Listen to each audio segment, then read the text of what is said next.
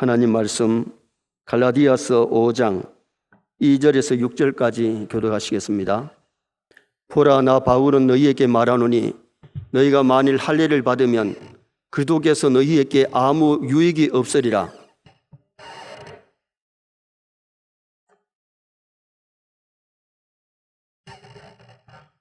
율법 안에서 의롭다함을 얻으려 하는 너희는 그리스도에게서 끊어지고 은혜에서 떨어진 자로다.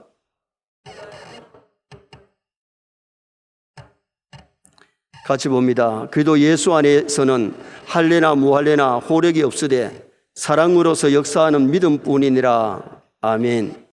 한번 따라 하시겠습니다. 그리스도에게서 끊어지고 은혜에서 떨어진 자로다. 성도는 그리스도에게서 떨어지든지 은혜에서 떨어지면 성도가 아닙니다. 성도는 늘 그리스도 안에 있어야 될 줄 믿습니다.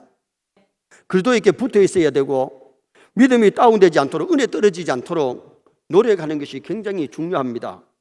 그래서 오늘 저녁에는 은혜에서 떨어지지 말자, 이런 제목으로 본문을 상고하려고 합니다. 우리 믿는 자들이 가장 많이 쓰는 말 가운데 하나가 은혜라는 말입니다. 우리 교회 성도님들의 가정에 자녀들 이름도 배은혜, 우은혜, 김은혜, 또 다른 은혜 또 있지 싶은데, 은혜 받았다, 은혜 받아야 된다, 은혜가 식었다, 은혜가 메말랐다, 은혜라는 말을 많이 사용합니다.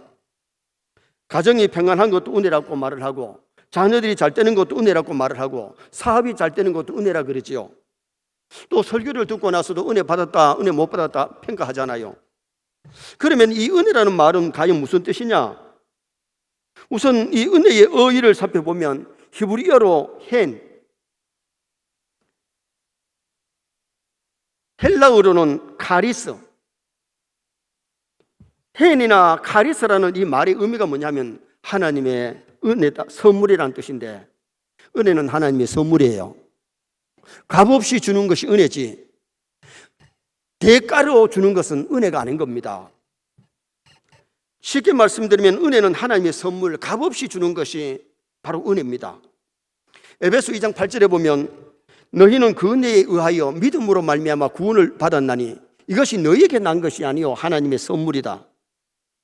은혜를 주셔야 믿음이 생기고, 믿음도 선물이고 구원도 하나님의 선물이지, 내가 어떤 똑똑해가지고 내가 잘해가지고 구원받는 것은 아니란 말이죠.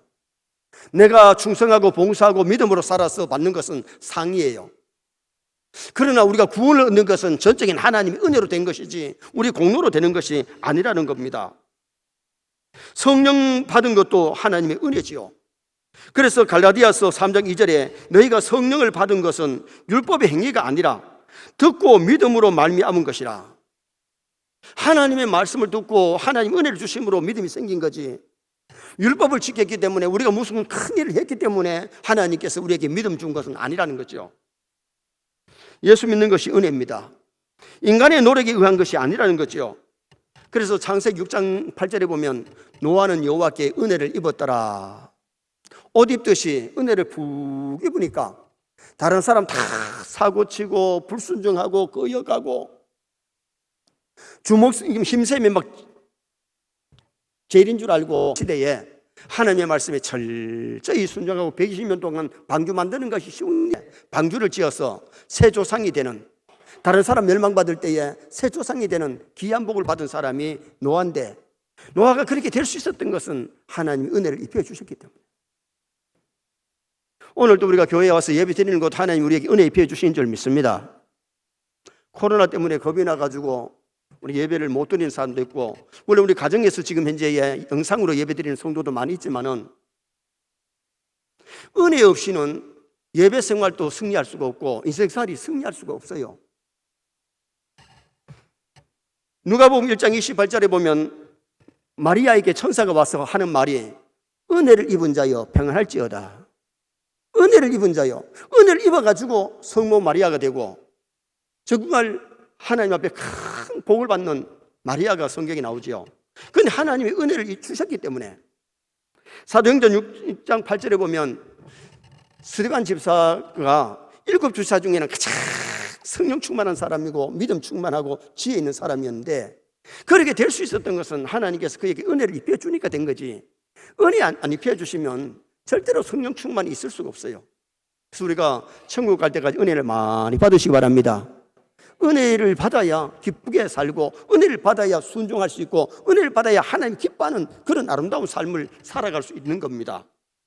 그러면 오늘 여기 먼저 첫째로 은혜가 뭐냐? 은혜가 뭐냐? 헬라어로 은혜를 카리스라고 하는데, 이 카리스가 라틴어 그라치아에서 온 겁니다. 그라치아. 그라치아라는 말은 이런 희생이라는 뜻입니다.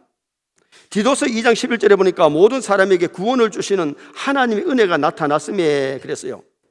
그 예수 그리스도가 하나님의 은혜임을 말씀했는데, 예수 그리스도는 하나님이 주신 은혜요 선물입니다. 하나님 우리에게 뭘 선물로 주느냐? 독생자를 우리에게 선물로 주셨어요. 그 예수님만 영접하면 하나님의 자녀가 되고, 그 예수만 믿으면 어떤 죄도 용서받고, 그 예수만 믿으면 천국 갈 줄 믿습니다.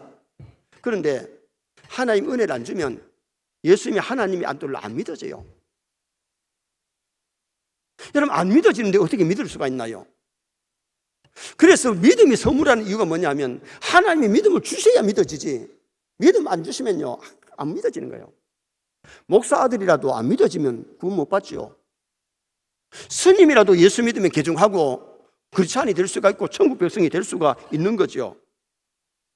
그래서 신구약 성경의 핵심 요절이 요한복음 3장 16절인데 우리 다 같이 한번 읽어보시겠습니다. 하나님이 세상을 이처럼 사랑하사 독생자를 주셨으니 이는 그를 믿는 자마다 멸망치 않고 영생을 얻게 하려 함이라. 하나님이 세상을 이처럼 사랑하사 독생자를 주셨다는 것은 선물로 주셨다는 겁니다. 값 없이 대가 없이 독생자를 먼저 주셨어요. 그 예수를 영접하여 믿으면 하나님의 자녀가 되고, 그 예수만 믿으면 제사함 받고 구원 얻는 은총이 임하게 되는 거죠. 그런데 하나님의 은혜인 독생자 예수 그리스도를 믿지 않으면 선물 받은 것이 아니에요. 하나님이 우리에게 주신 가장 귀한 선물이 독생자예요. 예수 그리스도십니다. 자, 2절 말씀 우리 다 같이 한번 읽으시겠습니다. 2절 말씀. 보라, 나 바울은 너희에게 말하노니 너희가 만일 할례를 받으면 그리스도께서 너희에게 아무 유익이 없으리라. 당시에 유대인들은 할례를 받아야 구원 얻는다 그랬어요. 그런데 바울은 뭘 말하냐? 너희들이 할례를 받아서 구원 얻는 것 같으면 그도와 너희들이 아무 관계가 없다. 하나님 우리에게 주신 선물 예수 그리스도를 받아야 되고 예수 그리스도를 믿어야 되는데, 예수 그리스도를 받지 아니하고 예수 그리스도를 믿지 아니하고는 구원이 없다는 겁니다. 자, 3절 말씀 또 한번 보시겠습니다. 3절 말씀. 내가 할례를 받는 각 사람에게 다시 증언하노니 그는 율법 전체를 행할 의무를 가진 자라. 만약 할례를 받아서 구원 얻을 것 같으면 할례를 받은 사람은 율법을 다 지켜야 된다. 그런데 이러면 사람이 율법을 다 지킬 수 있느냐? 율법으로서 의롭다함을 받을 사람은 아무도 없고, 율법으로 구원받을 사람은 한 사람도 없어요. 그래서 바울 사도는 너희들이 할례를 받아 구원 얻는다고 말한다면 믿음하고 관계가 없고 예수님과 관계가 없다는 겁니다. 또 4절 말씀 또 한번 보시겠습니다. 4절. 율법 안에서 의롭다함을 얻으려 하는 너희는 그리스도에게서 끊어지고 은혜에서 떨어진 자로다. 율법을 지켜가지고 의롭다함을 받으려고 한다 그러면 너희들은 그리스도에게서 떨어진 자지 그리스도와 접붙임된 사람이 아니라는 거예요. 우리도 원래는 그리스도 밖에 있었는데 예수를 믿음으로 접붙임된 줄 믿습니다. 그래서 우리가 하나님의 자녀가 되었고 우리가 영적인 이스라엘이 된 거잖아요. 그런데 우리가 율법을 지켜서 할례를 받음으로 구원 얻는다면 그것은 엉터리 신앙인이 되고 진리를 벗어난 그런 사람이 되어버리고 만다는 겁니다. 그래서 고린도 후서 6절에 하나님의 은혜를 헛되이 받지 말라 그랬어요. 여러분, 우리가 신앙생활 할 때에 진리의 말씀으로 무장하고 말씀을 통해서 바로 알고 바로 믿으시기 바랍니다. 성경대로 알고 성경대로 믿어야지 내 생각대로 믿으면 안 돼요. 바울이 갈라디아서를 쓸 때만 해도 많은 유대인들이 할례를 받음으로 구원 얻는 줄 알았고 자기가 무슨 의를 행해가지고 구원받는 줄 착각하고 있었기 때문에 바로 교정시키고 바로 전해주는 것이 오늘 이 본문의 메시지입니다. 흔히 은혜를 값없이 주는 하나님의 선물이라 하니까 사람들이 시시하게 값없는 것으로 생각하기 쉬운데, 여러분, 하나님의 은혜는 시시한 것이 아니고 가장 값진 것이라는 거예요. 그래서 이브리서 12장 15절에 너희는 하나님의 은혜에 이르지 못하는 자가 없도록 하고, 하나님의 은혜에 이르지 못하면 결국은 구원이 없어요. 구원은 하나님의 은혜로 믿음으로 구원을 얻습니다. 그런데 할례를 받음으로 구원이 아니고 율법을 지킴으로 구원이 아니라는 거예요. 인간의 공로로 구원이 아니고 전적인 하나님의 은혜로 믿음으로 구원 얻는 진리를 말씀하고 있는 거죠. 그래서 은혜가 소중한 것을 깨달을 때에 이 은혜, 믿음을 귀하게 여기는데, 은혜를 시시하게 여기고 멸시하고 경시하다 보면 하나님 은혜를 모르는 사람은 교회를 다니면서도 교회에 쓴뿌리 돼요. 그래서 성경에는 쓴뿌리가 날까 조심하라, 그렇게 성경에서 말씀하잖아요. 진짜 은혜 받은 사람은 가정에서, 교회에서, 직장에서 귀하게 쓰임받습니다. 그런데 은혜를 받지 못하면 교회를 다녀도 가정에서, 교회에서, 직장에서 쓴뿌리, 남에게 상처 주고 남에게 해를 끼치는, 피해를 주는 그런 사람이 되기가 쉽다는 겁니다. 두 번째로 오늘 이 본문에서 가르쳐 주는 것은 은혜에서 떨어질까 조심하라고 말씀합니다. 그래서 우리는 은혜에서 떨어지면 안 되고 주님에게서 떨어지면 안 되고 늘 접붙임되고 가까이 해야 되는데, 자 4절 말씀을 또 다 같이 한번 보시겠습니다. 율법 안에서 의롭다함을 얻으려 하는 너희는 그리스도에게서 끊어지고 은혜에서 떨어진 자로다. 자, 우리가 은혜에서 떨어지면 믿음도 다운돼 버려요. 그래서 우리가 왜 은혜를 받아야 되느냐? 은혜를 받아야 믿음이 자랍니다. 은혜를 받아야 하나님의 기쁨이 됩니다. 은혜 없이는 살아갈 수가 없어요. 그래서 복음성에 은혜 없이는 살아갈 수가 없네, 그 복음성 있잖아요. 사람들이 돈이 떨어지고 주가가 떨어지고 국회의원 공천이 떨어지면 아우성을 칩니다. 대학 입시에 떨어지면 울고불고 야단납니다. 그런데 그보다 훨씬 중요한 것은 은혜가 떨어졌는데도, 그 중요한 은혜가 떨어지는데도, 은혜가 식었는데도 울 줄도 모르고 가슴 아파할 줄 모르면 이게 문제잖아요. 주님은 처음 사랑 식어진 에베소 교회를 향해서 그러면 어디서 떨어진지 것을 생각하고 회개하여 처음 행위를 가지라. 어디서 무엇 때문에 내 믿음이 떨어졌는가, 사랑이 식었는가, 그것을 생각하고 회개하라는 거예요. 은혜가 떨어지면, 믿음이 떨어지면 신앙생활 절대로 잘할 수가 없습니다. 사사기 5장에 보면 삼손이 큰 권능을 받아가지고 천하장사입니다. 그러던 사람이 힘을 잃어버렸어요. 힘이 있을 때 나귀 특별 하나를 가지고 블레셋 1,000명을 해치웠던 사람입니다. 그런데 힘을 잃어버리니까 블레셋 사람들이 붙잡혀가지고 밧줄로 묶여가는데 두 눈알 빼앗겼어요. 끌려가서 연자맷돌을 돌리면서 블레셋 사람의 노예 생활을 합니다.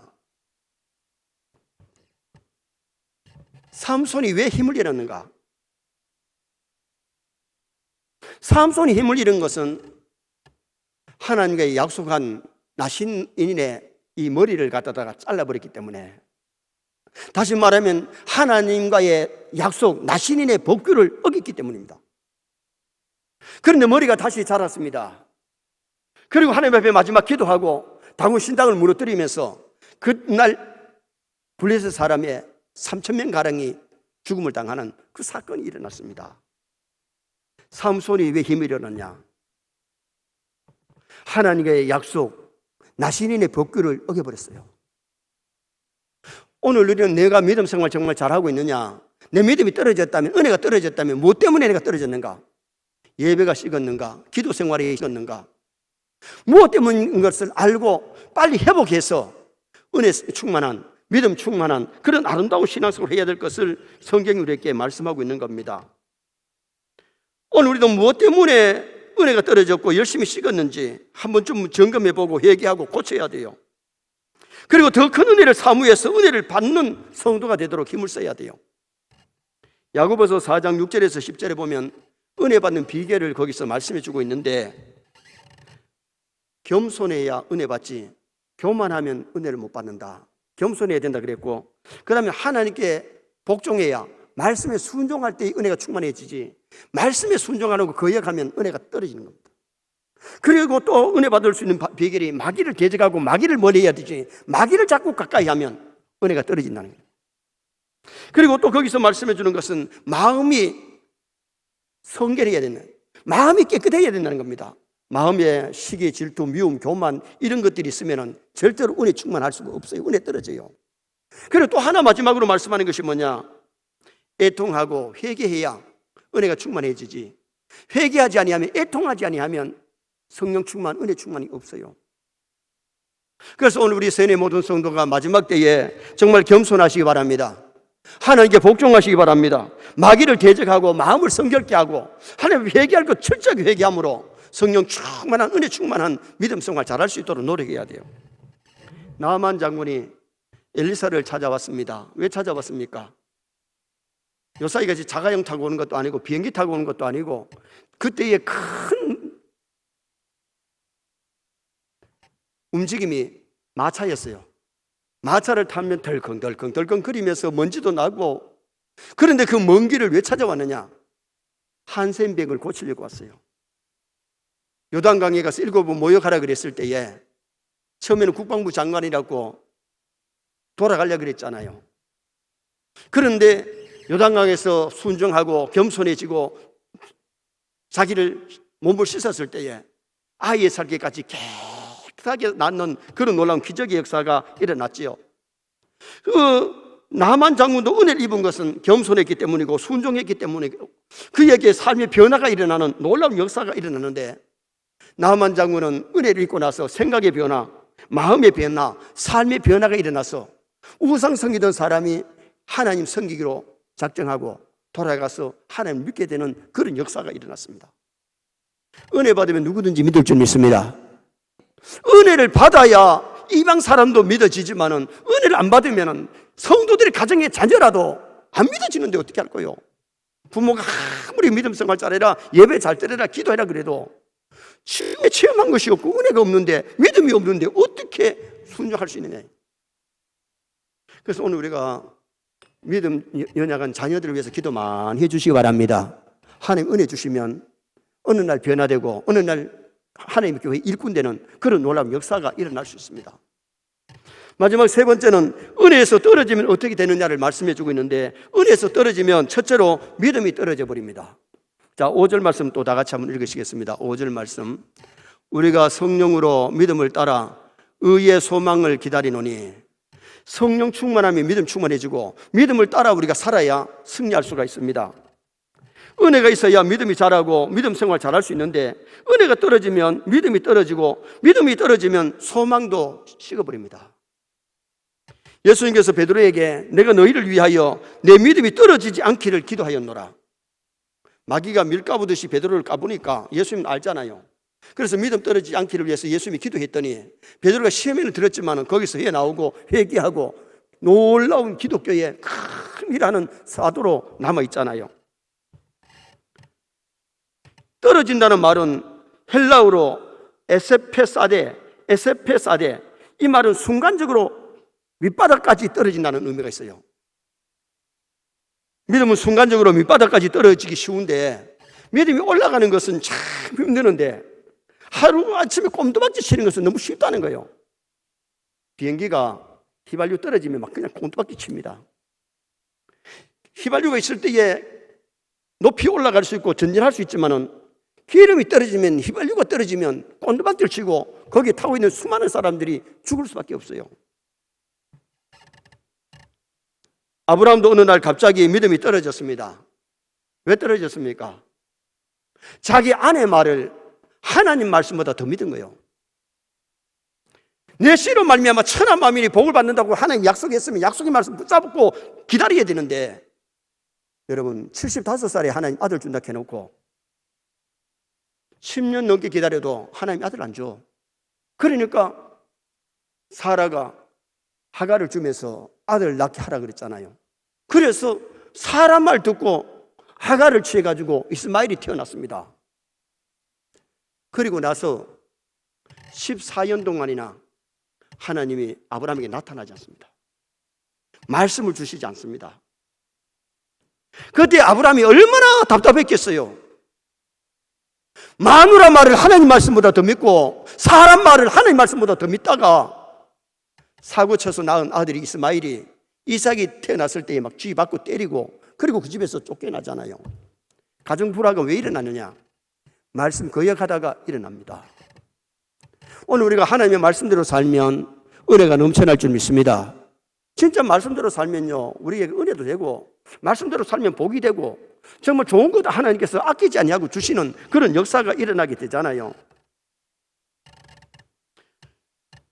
우리는 하나님을 가까이 해야 되는데, 아브라함이 하갈을 취하면서 14년 동안이나 하나님께서 나타나지 않은 것은 하나님과 멀어진 거예요. 하나님을 가까이 함이 복이지, 하나님을 멀리 하는 게 복이 아니에요. 마귀는 대적해야 복이지, 마귀를 가까이 하면 절대로 유익하지 않아요. 믿음 생활 잘 하려면 마귀를 대적해야 되고 하나님을 가까이 해야 될 줄 믿습니다.